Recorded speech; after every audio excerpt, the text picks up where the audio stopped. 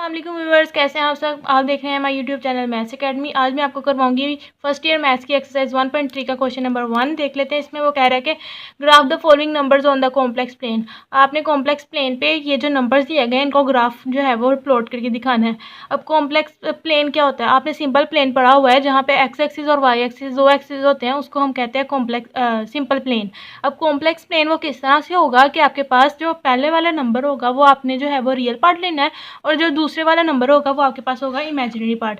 जैसे आपके पास ये वैल्यू अगर लिखी हो 2-3, तो यहाँ पे अगर इस ब्रैकेट को ओपन करें तो ये कॉम्प्लेक्स फॉर्म की फॉर्म में जो है वो ओपन होगा 2-3 आयोटा। तो वो कह रहे हैं जब ऐसे नंबर्स को आप ग्राफ पे ड्रा करेंगे, पहला वाला नंबर जो होगा वो एक्स एक्सिस पे होना चाहिए और दूसरे वाला नंबर जो है वो वाई एक्सिस पे होना चाहिए। तो फिर इसको हम कहते हैं कि ये आपने कॉम्प्लेक्स प्लेन जो है वो ड्रा कर दिया है, उसके मुताबिक आप जो है वो ग्राफ ड्रा कर रहे हैं। आयोटा वाला नंबर जो है वो सेकंड पे ले रहे हैं और रियल पार्ट आप पहले ले रहे हैं। अब यहाँ पे वो कह रहा है कि अगर आप the following number complex plane, पहला पार्ट है 2+3 आयोटा। पहली वैल्यू उसने दी हुई है 2+3 आयोटा। अब जहाँ जिसके साथ आयोटा नहीं होता वो आपके पास होता है रियल पार्ट। रियल पार्ट आपके पास है 2, मतलब एक्स एक्सिस पे आपने 2 लेना है और आपके पास आयोटा के साथ वाली वैल्यू है 3, तो आपने वाई एक्सिस पे लेनी है वैल्यू 3। ठीक है, अब यहाँ पे इसको देख लेते हैं। ये मैंने आपको जो है वो पहले से ग्राफ जो है बना कर रख लिया था। ये आपके पास एक्स एक्सिस है, यहाँ पे पॉजिटिव नंबर्स हैं, यहाँ पे नेगेटिव नंबर्स हैं। ये वाई एक्सिस है, यहाँ पे पॉजिटिव नंबर्स हैं और यहाँ पे वाई नेगेटिव नंबर्स हैं वाई वैल्यू के। अब आपने जो पहला ड्रा करना था वो हमारे पास एक्स की वैल्यू 2 और वाई की वैल्यू हमारे पास होनी चाहिए 3। तो एक्स की पॉजिटिव 2 वैल्यू ये है और वाई की पॉजिटिव 3 वैल्यू आपके पास ये है। तो यहाँ से लेके यहाँ तक जो पॉइंट बनेगा वो हमारे पास पॉइंट बना है 2-3। इसको आपने इस तरह से लिख लिया। आप वैसे भी लिख सकते हैं 2+3 आयोटा की फॉर्म में। ये आपके पास एक पहला पॉइंट जो है ड्रा हो गया। वैसे अगर पेपर में अलग-अलग एक पार्ट आ गए तो आपने अलग-अलग इस तरह से ड्रा करके जो है दिखा देना है, लेकिन मैं एक ही आपको जो है वो प्लेन पे एक ही ग्राफ पे आपको सारा कुछ जो सारे पॉइंट से ड्रा कर दूँगी। आपने अलग-अलग ड्रा करने हैं। सेकेंड बार में 2 एक्स की वैल्यू 2 है और वाई की वैल्यू है -3, माइनस साइन साथ आ गया। तो y की वैल्यू -3 है और x की वैल्यू 2 है। x की पॉजिटिव वैल्यू 2 ये है और y की जो है वो माइनस वाली 3 लेनी है। ये माइनस वाली 3 y की आ गई। ये पॉइंट आपके पास ड्रा हो गया 2-3। ठीक है, ये आपने ड्रा कर लिया। उसके बाद आगे थर्ड पे पार्ट में आ जाता है -2 -3। x की वैल्यू -2 ये और y की वैल्यू -3 ये। यहाँ से लेके ये पॉइंट आपके पास ड्रा हो गया -2 का और -3 का। आगे 4 वाले पार्ट में वो कह रहा है -2 और 3 वैल्यू। x की वैल्यू -2 है और वहाँ पे आपके पास y की वैल्यू +3 है। तो आपके पास यहाँ से जाएं ये +3, ये पॉइंट बनता है -2 और 3। एक ये पॉइंट ड्रा हो गया। उसके बाद 5 वाले पार्ट में वैल्यू उसने दी हुई है -6 की, तो सिर्फ आपके पास वैल्यू है -6। रियल पार्ट है, इमेजिनरी पार्ट यहाँ पे 0 है। तो x की वैल्यू यहाँ पे रियल पार्ट ऑफ x की वैल्यू होती है, एक्स एक्सिस पे देखना है -6 ये है और y की वैल्यू यहाँ पे 0 है। तो यही पॉइंट आपके पास जो है वो हो जाएगा। तो आप लिख देंगे -6 और 0। उसके बाद आ गया अयोटा। सिर्फ अयोटा लिखा हुआ है, अयोटा के साथ वैल्यू यहाँ पे 1 है। तो आपके पास जो y की वैल्यू 1 है और x की वैल्यू यहाँ पे 0 है, मतलब x पे हमने कोई वैल्यू नहीं लेनी और y पे आपके पास जो है वो +1 है। तो ये पॉइंट आपके पास ड्रा हुआ 0 और 1। ठीक है, उसके बाद आगे आ जाए यहाँ 7 वाले पार्ट में वो कह रहा है 3/5 - 4/5। अब 3/5 को मैंने पॉइंट में चेंज कर दिया था, पॉइंट में आया था 0.6 और इसको 4/5 को भी पॉइंट में चेंज किया था, वो आया था 0.8। अब हमने ये जो है हर दो नंबर्स के दरमियान में 10 स्मॉल डिवीजन्स होती हैं। तो यहाँ पे देखें हमारे पास कहाँ पे नंबर आ रहा है 0.6 प्लस में है। प्लस में हमारे एक्स एक्सिस में हमारे पास 0.6 ये इसके इनके दरमियान में आएगा। हर पॉइंट के दरमियान में, दो पॉइंट्स के दरमियान में 10 स्मॉल डिवीजन्स हैं। यहाँ पे देखें 1 2 3 4 5 6 7 8 9 और ये 10 वाली आ गई हमारे पास। तो यहाँ पे पॉइंट कौन सा होगा, 0 पॉइंट हमने 6 लेना था तो ये 5 तक था। ये पॉइंट बना हमारे पास जो है वो 0.6।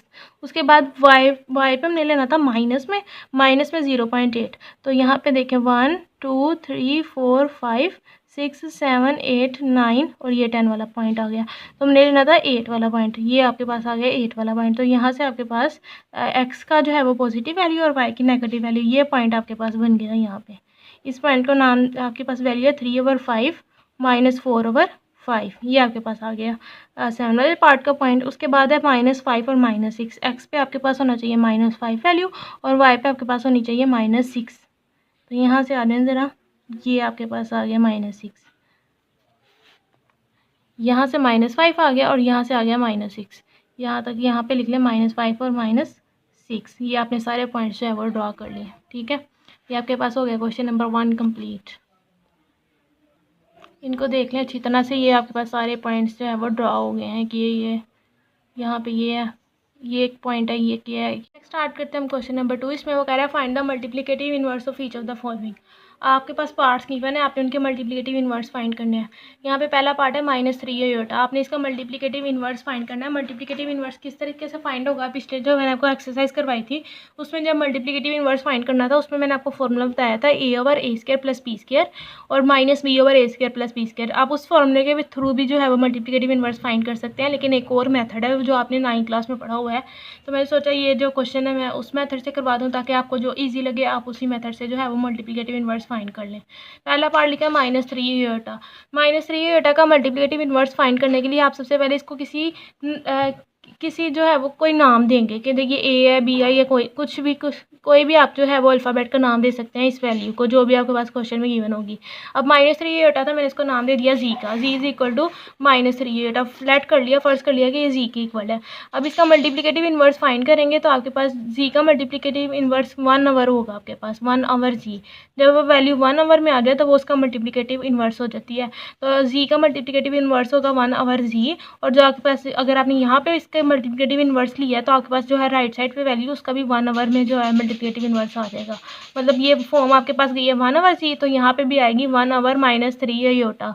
अब आपने इसको मैंने आपको बताया था जब भी डिनोमिनेटर में आयोटा आ जाए तो आप जो है उसको ख़त्म करते हैं। आप डिनोमिनेटर में आयोटा नहीं आना चाहिए, हम इसको रैशनलाइज करवाएंगे। रैशनलाइज कैसे करवाते हैं, जो आपके पास नीचे वाली वैल्यू होती है कॉम्प्लेक्स वैल्यू हो तो आयोटा के साथ वाले का साइन जो होता है वो चेंज हो जाता है, माइनस होता है प्लस हो जाता है, प्लस होता है माइनस हो जाता है, वैल्यू सेम वही रहती है, उसके साथ मल्टीप्लाई भी कर देते हो और डिवाइड भी कर देते हो। अब -3 आयोटा है, इसको +3 आयोटा के साथ मल्टीप्लाई भी कर दूंगी और डिवाइड भी कर दूंगी, ये मैंने कर दिया। अब 1 को 3 आयोटा के साथ मल्टीप्लाई कराएं, 3 आयोटा आ गया। और उसके बाद आपके पास माइनस साइन वैसे ही नीचे आ गया, 3 3 से आपके पास आ गया 9 आयोटा आयोटा आयोटा स्क्वायर हो गया।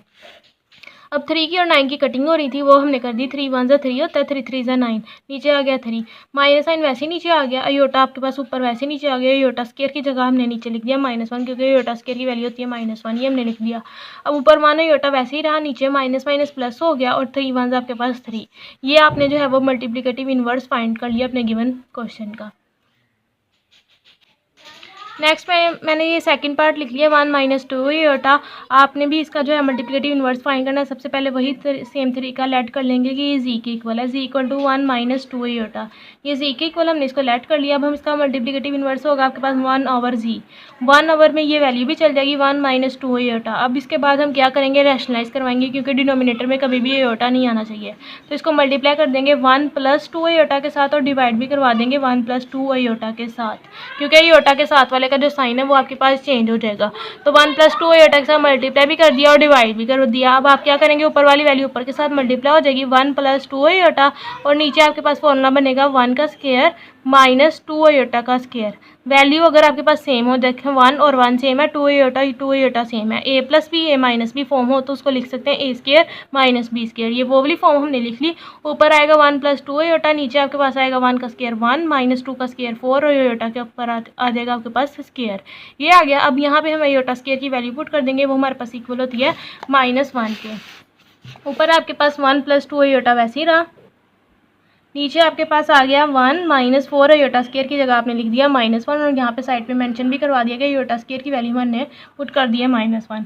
इसको सोल्व कर लेंगे, 1 + 2 आयोटा वैसे ही रहेगा, नीचे आपके पास 1 माइनस प्लस हो जाएगा और 4 1 ज़ा 4, 1 + 2 आयोटा डिवाइडेड बाय 1 + 4 करें तो आपके पास आंसर आ गया 5। अब जो मल्टीप्लिकेटिव इनवर्स फाइंड हुआ है उसको अलग-अलग लिखना है, रियल पार्ट और इमेजिनरी पार्ट। 1 को अलग 5 के साथ डिवाइड करवा देंगे और 2 को हम अलग 5 के साथ डिवाइड करवा देंगे। ये आयोटा आपके पास वैसे ही साइड पे आ गया। ये आपने फाइंड कर लिया है मल्टीप्लिकेटिव इनवर्स ऑफ जी। ठीक है, यहाँ पे आपके पास सेकंड पार्ट कंप्लीट हो गया। नेक्स्ट आपके पास ये थर्ड वाला पार्ट है, इसमें -3 -5 आयोटा ये वैल्यू है, आपने लेट किया कि ये जी के इक्वल है। अब इसका मल्टीप्लिकेटिव इन्वर्स फाइंड करेंगे, वैल्यू को 1/z कर देंगे, 1/z, और यहाँ पे ये वैल्यू भी 1/, की फॉर्म में आएगी। अब आपने इसको रैशनलाइज करवाना है क्योंकि डिनोमिनेटर में आयोटा नहीं आना चाहिए। हम रैशनलाइज कैसे करवाते हैं, आयोटा के साथ वाला जो साइन होता है वो चेंज कर देते हैं। आपका रियल पार्ट का साइन चेंज नहीं होता, सिर्फ आयोटा वाली वैल्यू उसके साथ वाला जो साइन होता है वो सिर्फ चेंज होता है। तो रैशनलाइज करवाएंगे तो -3 वैसे ही रहेगा। अब ये माइनस साइन ये चेंज हो जाएगा सिर्फ प्लस में, +5 आयोटा के साथ मल्टीप्लाई भी कर दिया ऊपर और नीचे भी डिवाइड भी करवा दिया। ऊपर 1 के साथ ये वैल्यू मल्टीप्लाई हुई तो आपके पास वैसी वैल्यू आ गई। नीचे आपके पास a - b a+b same values हैं, एक के दरमियान में माइनस साइन है, एक के दरमियान में प्लस साइन है, तो फॉर्मूला बनता है a² - b²। आपने वो वाला फॉर्मूला लगा दिया, -3 का स्क्वायर -5 आयोटा का स्क्वायर आ गया आपके पास।